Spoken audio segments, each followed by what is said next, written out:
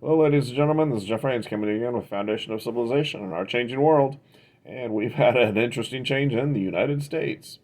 This week, the president ended the longest government shutdown in history. Uh, President Trump on Wednesday signed legislation ending the government shutdown. The bill cleared the Senate earlier this week and ended the 43-day shutdown.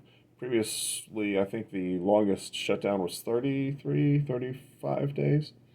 The deal extends funding through January 30th, leaving the federal government on a path to keep adding $1.8 trillion to the $38 trillion in debt.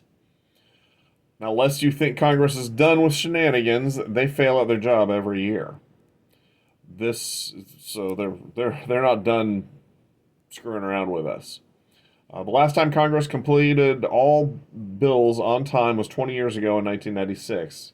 Instead of a functioning appropriation process, Congress has resorted to massive omnibus appropriation bills and continuing resolutions to carry over spending from the previous year. They carry it over plus up the spending a little, and there is very little scrutiny on the programs, which is how we end up with 700,000 people illegally receiving supplemental nutrition assistance. That's 700,000 that we found so far.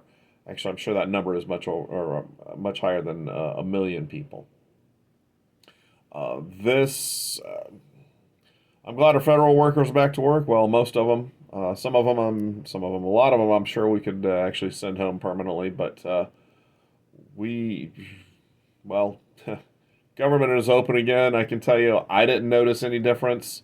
Although I'm sure if we had gone into a second month, we probably would have started seeing differences in things. Um, uh, Fortunately for me, I don't travel air very much, so I know that they were cutting back on some of those things. And they're getting kind of forceful on trying to tell air traffic controllers they had to go to work even though they weren't getting paid.